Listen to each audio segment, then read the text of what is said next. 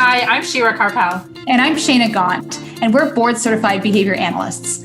At How to ABA, we provide practical resources, community, and support to ABA professionals. In each episode of our podcast, we will be having real conversations with real people, sharing real stories about ABA. We'll share relevant strategies and actionable tips that will make us all better ABA practitioners. It's the ABA content you need that you're not going to learn in a textbook. Hi, everyone. Hi, everyone. On today's podcast, we got such a great response to our tips to prevent BCBA burnout that we thought we'd continue it with some of our top daily habits. So we've come up with 5. There are probably a lot more than that, but we'll give you our 5 favorite daily habits just to get started. Sure. I'd love to say that my daily habits are, very, very productive, like, making of lists and, being a great mom and, praising everybody all the time and, putting together tokens and everything else, but they're really not. Sometimes our daily habit is just to get to the end of the day with everybody alive and fed. Is that a habit or just a dream? That's my ultimate goal, right? I think I'm doing okay. I think that's been my habit so far. I remember when I first had my daughter, I think my favorite saying was, how am I going to do this? I can't even keep a plant alive. I still can't keep the plant alive. Oh my goodness. So in terms of daily habits, I do have to say I have one that people say, I'm insane for, and Shira, you're included in this, but one of my daily habits is waking up early. And when I say wake up early, I'm usually up between 5:30 and 6. Sometimes 6:30, but typically around 6 o'clock is when I get up. And really the whole goal of that is just to get up before the world starts. And I get in the habit of it and I love it. Some people are night owls. I'm really not. So I get up early. I, get a chance to just inhale, right? So I'll get up. I usually have a coffee. I usually check my email. And I'm really bad for that. Some people say, don't ever check your email first thing in the morning. But I typically need to know what's going on before my day starts and before the craziness starts. So typically try and do that. I also exercise in the morning, which is kind of part of that, but that's another one. So I'll go to waking up early. I'm sure you do a little bit of that, but not to the same extent. I know it's a busy day for Shayna when I get emails, when I wake up and I already have emails dated at like 5:30 a.m., 5:45 a.m., 6 a.m. And it's like her responding to all of her emails. So I'm the complete opposite. I'm really not a morning person and I'll do all my email responding at night. But what I do try to do is because, my kids wake up pretty early and I do like to have some time like before like the rush of getting them out of the house. I'd like to have myself ready before I also have to get to work. So I will try to get up like a little bit before them and just leave a little bit of time for me to have my coffee, just have some quiet time to think, putting on some calming music or things like that. And just having that space so that by the time I get to my kids and get to work, I'm a little bit less grouchy. Let's put it that way. I wouldn't say I'm pleasant, but not grouchy is my goal. And my goal with sending out emails at 5:30 in the morning or 6 is really just so I can get them off my plate. I typically try not to check my emails too much during the day. I mean, obviously there's things that you have to check and sometimes respond to, but for the most part, it's like, my morning is the time that I sit down and just do that. But you're right, Shira, just having like even 5 minutes or 10 minutes before your kids get up or before life starts, basically, and having that 5 or 10 minutes to yourself is one thing I completely value because it seems to be these days the only time I get to myself. So it's like, I could do this. Yeah, it is nice. It's a good quiet time. So going along with that, my second daily habit, I would say, is exercise. Now, I exercise in the morning. Some people exercise at nights and what have you. I would love to say I exercise every single day and I'm that person. But I would say I probably work out 3, maybe 4 times a week. But I find I need it, and I was talking to a friend of mine, a couple years ago now, and I had a really stressful summer. This was probably about 2 or 3 years ago. And it was awful. It was like, talk about BCBA burnout. It was horrible. I don't even want to go there. But I was getting up every single morning early to do work. And I wasn't working out. I wasn't taking the time for me. It was like literally like run to my computer, not the emails, get those done, but get everything else done on top of that. And then I go to work and then I work long hours and I wasn't doing much of anything else. And my friend said to me, Shayna, you don't take medications or anything, but if you had to take medication, would you stop taking it? I said, no, like, I mean, if the doctor prescribed medication, I would take it. And he said to me, he goes, exercise, that seems to be your medication. I was like, oh, you're so right. Because for me, and it's not like this for everybody, but I've been exercising for years. And when I don't exercise, I'm actually grouchy. I'm actually anxious. I'm just not a nice person. And Shira's smiling because she knows it. She's seen it. My husband jokes around with me, but if I get cranky or if I get snappy, he seriously hands me my running shoes and says, goodbye, like see you in half an hour. Because I need it. I'm one of those people. Yeah, I get that. My husband's the same way, which is why when COVID started and he couldn't go to the gym, we like literally had to build a gym in our house. And so we have like the whole indoor home gym situation because it was that or like live with a crazy person. So we went with the gym.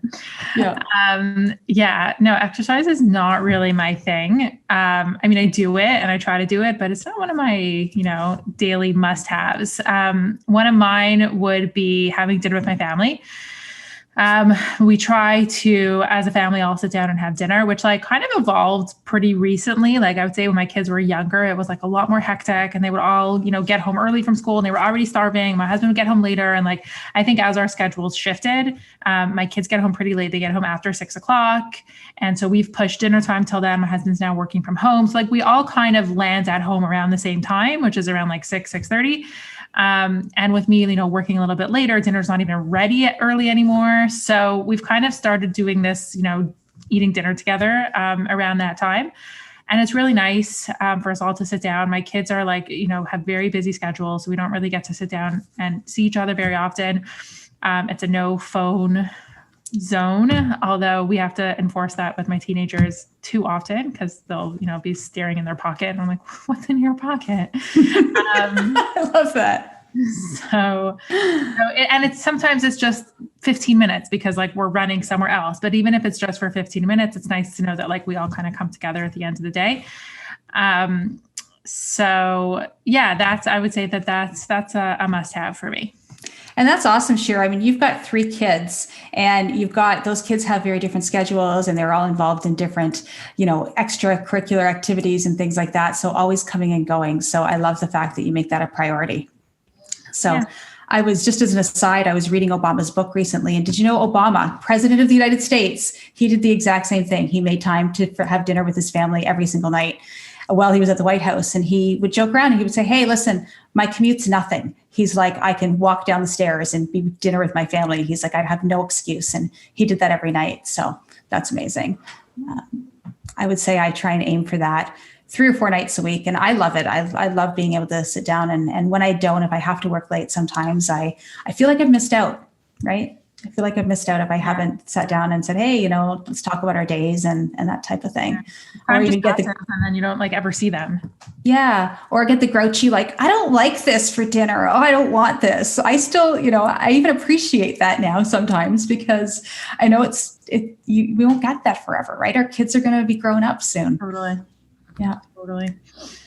What's another one for you, Shira?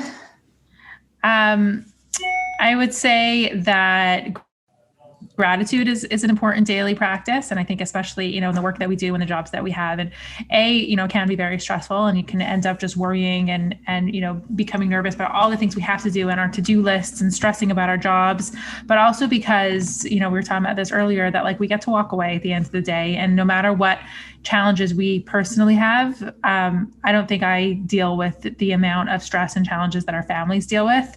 So just reminding ourselves at the end of the day to just have a couple moments of calm and remembering like what we're grateful for, whether that's like listing those things in your head. Some people like to write it down. We talk about it with our family, but just having that moment of remembering like why we're doing what we're doing, what we're actually grateful for in our own lives, and putting aside like the stress and the worry and all the things that, on our to-do list and just thinking about the things that are right here and right now and remembering like what we have to appreciate. It's so true. I do it too. I mean, I don't keep a gratitude journal, but I actually, every day, even just with my daughter, I'll say, listen, like, let's name some things that we're grateful for. Because it's so true, especially, throughout COVID and everything else, it's given me a new appreciation for the fact that number one, I still have a job. Number two, I have a very healthy family. We are very lucky in so many ways, and it's really great to appreciate that. Yeah. All right, last daily habit. I have to say this is an ABA habit. That's your favorite. It is my favorite. I have to-do lists coming out the wazoo, schedules, to-do lists, all of that kind of stuff. I do it. I admit it, and I'm not ashamed of it. I have to. Schedules are really important. And I find that I try so many different ways to systematize my life and organize it, and planners and visuals and boards, and nothing works for me. And the only thing that I've kind of been able to stick with is just writing a list every day, and just having a daily running list. And I have a book that it goes into, and when the list is at the end of the page, I just turn the page. That's as much as I can handle in terms of a system, because I just can't keep anything else organized. It's just another job for me to do. But I do find that the more I do, the more I forget. And so if I don't write it down, and if it's not in a schedule, I highly rely on my calendar for appointments and meetings, and then heavily rely on a to-do list for tasks that have to get done. I also haven't found a good way to electronic size that or make it digital. I'm still paper and pen for most of that stuff. Other than a calendar, I love digital calendars, but in terms of to-do lists and tasks and all that stuff, I know there's a lot of digital options, but I haven't really gone into that. I'm the same way. I've tried digital options, and they're great, and they're great for a lot of people. You can even set reminders and they go off on your phone. I'm totally paper and pen. And I have to blame that on two people. Number one, I have to blame it on my mother. And Mom, if you're listening, I love your to-do lists, but I also think I have post-traumatic stress disorder from PA days when I would wake up in the morning and have my mom's chicken scratch note waiting for me and saying, here's your to-do list for the day. Come on, Mom, I just want to take a break. Nope, I've got to vacuum the house, and I've got to do this, and I've got to do that. Oh yeah, I had lists to do as a kid. Stop texting my kids with those kind of lists. So that's it, right? Now it's a text. Can you please do this? That's it. I joke around though, and I say, I can actually read shorthand, and I actually use a lot of shorthand in my own stuff, and people can't read it, and I don't understand why, but I keep forgetting because my mom, that's what she used writing my lists as a kid, would be shorthand. So I just knew what all that meant. But now, with to-do lists, I write my daughter to-do lists. She starts to write out her own. But anyways, I said I blame another person too, and it's Kate. Kate, if you're listening, she was somebody I used to work with, and she was amazing. And she was my supervisor at a long time ago. And she would write out to-do lists. And as soon as she got a couple crossed off, she would just write another to-do list. And she would say, no, it's messy now. It's crossed off. It's messy. I need to write a new one. And I used to tease her because she would almost take more time writing the to-do list than she would making it. And not so true. But I'm now the same. I am now Kate. I write to-do lists. I cross off 2 or 3 things, and it looks messy, and I write a new one. Or I have to reprioritize things. So I have I don't write things in a notebook like you do, Shira. It's scrap pieces of paper that I know exactly where they are, and I have it. Whatever is reinforcing. That is right. I just need to be able to rip it off and throw it out. So yeah. And I think the idea is that there's so much out there in terms of you have to have these, success habits, or you have to do these things every day, or you have to exercise and eat right and wake up early. And there really isn't one way to do any of these things. The idea is that just figure out what's important to you, and make it a daily habit. And there's lots of information out there on how to make that thing that's important to you a daily habit. If it's exercise, how to be consistent with it. We've spoken about the book Atomic Habits, which is a really great book, also based on ABA. But pick what those things are for you. Whether it's family or work or working out or time alone. Find what those things are, and then create the time for them. Because if you don't do them and you don't create that time, it's really not going to happen, because time just goes so fast. And sometimes I'll write things in my calendar, or go back to my to-do lists, but I'll actually schedule in personal things as well into my calendar. So if I need to make something happen, I've always wanted to, go to the beach in the summertime, or go to a particular beach, and it never happens because time just goes. So nope, you know what? This is what we're doing this weekend.